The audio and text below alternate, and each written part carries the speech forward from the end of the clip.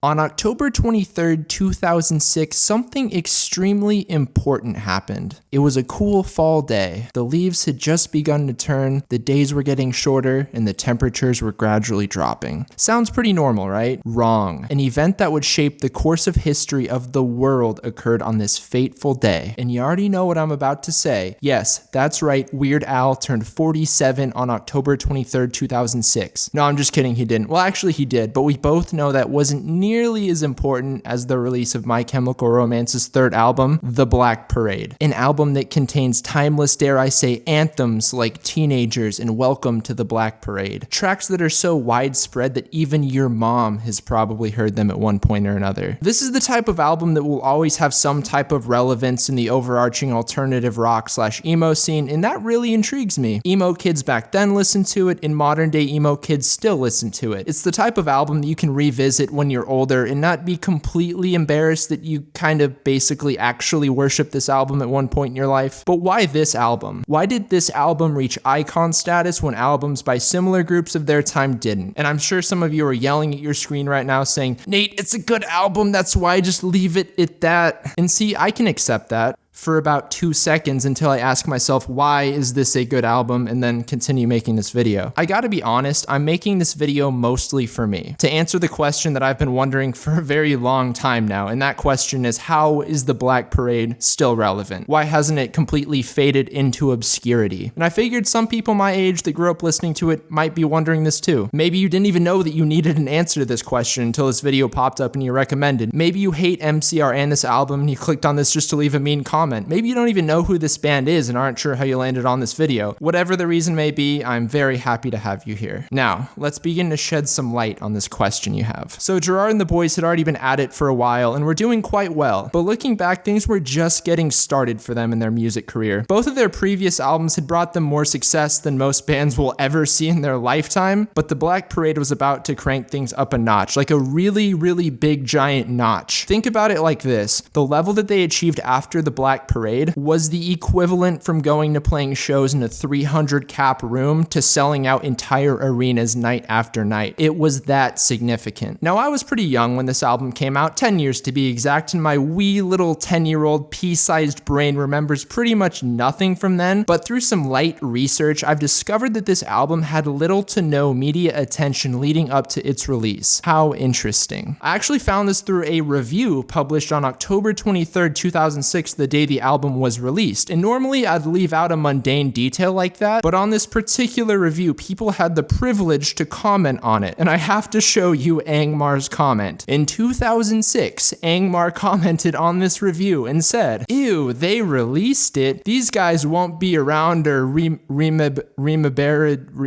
these guys won't be around or remembered for being great in the next 10 years. That comment aged about as well as Ebola. When My Chemical Romance released the Black Parade, it rocked the world. Like, I'm talking the entirety of the world. Well, maybe not the whole world, but we'll say half is a conservative estimate since I wasn't old enough to remember. Though I'd assume most of the reactions were positive, there were some people that weren't so positive about all of this. And for the most part, we can break these people up into two groups. People that were mad at the huge change in direction that they had taken, and people that were mad that they were ripping off Queen. And I don't know, I guess I could see why people would say that, but I wholeheartedly disagree. So you know in the beginning of this video how I was saying the Black Parade is an album from your emo phase that you could return to and not be ashamed that you once prayed to this album every night before bed? I think that right there is one of the reasons for its sustained relevancy. The album seems to have aged incredibly well for myself, and this seems to be the case for others. That almost gives it a timeless quality, which really helps something stay alive forever. So the Black Parade is a great album, right? I know we haven't gone into detail why, but I'm sure you already agree with that statement if you're watching this. So it's a great album that you likely discover as a young teen in your emo phase, right? As you begin to transition out of that beautiful time in your life, you realize how awful some of the music you loved was. But as you're roasting yourself for your awful music taste, that one band called My Chemical Romance and that one one album of theirs with the skeleton guy thing comes to mind. You decide to give it a listen to confirm how awful your music taste was as a teen. But then something happens. Your body starts to convulse and you begin to shake like a possessed child pulling up to a church as you battle the conflicting thoughts in your mind. But as you begin to calm down and get a hold of yourself, you begin to accept reality. You start to realize that it doesn't suck like the rest of the music of your former emo kid self. I mean, don't get me wrong, it's not some musical masterpiece like this, or this, but it's a cut above the other stuff that you listen to during that phase in your life. I won't name any bands, but it's something that you can still sit down and reasonably enjoy into adulthood. And attached to it is a beautiful thing called nostalgia. And that's the thing, you probably won't constantly listen to it, but maybe you'll listen to a track from it once a year or something. It has the potential to be in your life for a very long time, maybe not like a big part of your life, but it's still there, you know, kind of like that tiny mole to the left of my belly button. See, all I'm trying to say is that I think this is a cycle that's likely going to continue forever. For every generation of kids, there's always going to be some emo kids, you know? And yes, I'm fully aware that real emo only consists of the DC emotional hardcore scene and the late 90s screamo scene, but you get what I'm saying. There will always be kids that are full of angst, you know, maybe there's something going on at home, or maybe some kids just want to be emo to have some sense of identity or something like that. But the reason for it is really neither here nor there. What's important is that this album will always come up when talking about emo albums. I'll put emo in parentheses. These kids will grow up enjoying it, grow out of their emo/scene phase, and eventually drop this type of music, but not the Black Parade. Oh no. There will always be pieces of it stuck to you/in you forever, like herpes or something. You see what I mean? This album has the potential to live on forever, and it currently is at the time of this video. Maybe you're like, Nate, you're crazy, you're wrong, you're just out here reaching and stretching things a certain way to fit your dumb narrative. And I'd say, okay, fine, maybe, but consider this. How do you think older rock bands like Queen and Pink Floyd stay relevant? Yeah, sure, their music's great, but consider the cycle theory that I just presented. So in order for a band or album to get sucked into this completely, totally fake hypothetical cycle that I keep referring to, that band/album has to be really good, highly loved, or culturally significant in some type of way. And the Black Parade is at the very least a good album. But that's not good enough for me. I have to know why. Just saying something is good, bad, or okay doesn't cut it for me. You know that really old dude on YouTube with the nice teeth that reviews music? It's like Arwen or something.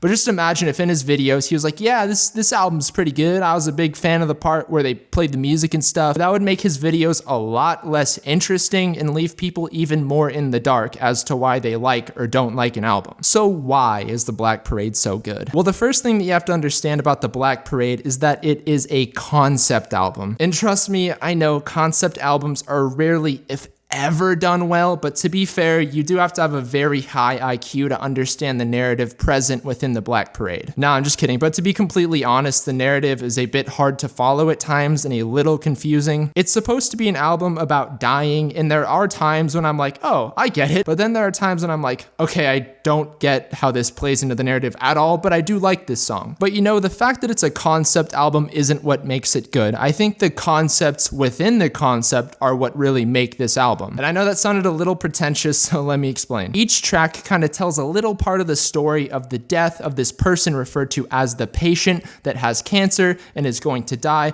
hence the album's opener, The End. It talks about the end of this person's life and basically leads up to it giving this person 2 weeks to live before going into the next track, Dead. When I listen to tracks like The End, Dead, and Welcome to the Black Parade, I begin reflecting on my own life. What it'll be like before I die, how I'll die, where I'll go, what people will say after I'm gone. What will death feel like? Is there a God? Should I believe in God? Not only does the album make you ask yourself these things in your head and gets you kind of into a reflective state, but it does it in a very interesting way, right? I mean, Welcome to the Black Parade is literally a sonic vision of death as a parade. You can love it or you can hate it, but you have to admit that's pretty unique, and there's absolutely no way I ever would have thought of that myself. But here's the thing, none of that mattered when I was a kid, literally none of it, and that's actually very important. I discovered this album in 2000 2007, thanks to my friend Nick, who moved to our school from Nebraska. His brother was super emo and showed him bands like Blink, Sum 41, Green Day, and of course My Chemical Romance, so at the end of the day, I guess I owe it to my friend Nick's brother. When I was in 5th grade, I did not get that this was a concept album. In fact, I struggled to even understand what the lyrics were about. But I knew they were different and strange, which I really, really liked. And I knew my mom would not want me listening to this sort of thing, so naturally I listened to it as much as possible. The Black Parade has a SpongeBob effect to it for me. And if you're like, Nate, where does SpongeBob come in all of this? Let me explain. So I'm going to assume that you watched SpongeBob as a kid, and if that isn't the case, I'm going to ask you firmly but respectfully to leave. When you watched SpongeBob as a kid, you were SpongeBob. You were naive, happy, generally optimistic, and excited about all aspects of life. But guess what? Now you're Squidward, a pessimistic, unhappy person working a dead-end job to pursue your creative passion that is just never going to work, leaving you even more depressed and thinking, man, I should have just gone to college. I'm not really that special. And that's what makes SpongeBob so magical and timeless. The show grows with you in a way, when shows like Rocket Power don't. And that's what makes SpongeBob live on in your life forever. When you listen to the Black Parade as a kid, you enjoy it, right? You enjoy it in the same way you enjoy a juice box. You go, oh yeah, that's good, I like that. But as you get older and revisit this album, let's say over the age of 18, you start to view this as a legitimate piece of art and can pick up on the fact that it's a concept album, and now that you've had just a tiny smidgen of life experience, you can have a different perspective on the lyrics and read into them in a different way than when you were a kid. All I know is that when I was 10 years old and heard Welcome to the Black Parade, I definitely didn't go, wow, this is a very creative and inventive way to discuss an inescapable fact of life. No. I was like, oh wow, that piano sounds nice. I should make my mom buy me a keyboard so I can learn to play the first few opening notes to this song and then literally never touch it again. Growing up is a weird thing. You realize that your parents suck just as much as you do, your heroes become human, and most importantly, you find out that no matter how much nostalgia it may give you, Full House has and always will suck really bad. Things will come and things will go. Hearts will break, and you'll probably get depressed at some point or another because life is suffering, and I say that in the most positive, realistic way possible. But there's one thing that'll always be there and always be consistent in my life, and that is my love for this album. Like I said, I probably won't listen to it every day or heck, even once a month, but on those cold, lonely nights when you can't sleep and are trying to figure out what you did so wrong in life to end up at this horrible place in your early 20s, you can cue up Welcome to the Black Parade and be reminded of a time when things were good and you didn't have to worry about paying car insurance. I know for a fact that I'm not the only one who has had this experience with the album. In fact, I believe many have and will continue to, breathing fresh, new life into this album for decades to come. If you made it all the way to this point in the video, seriously, thank you so much. Go ahead and comment something about leopard geckos because man, those things are cute. But for real, have a great day and stay safe. Thank you.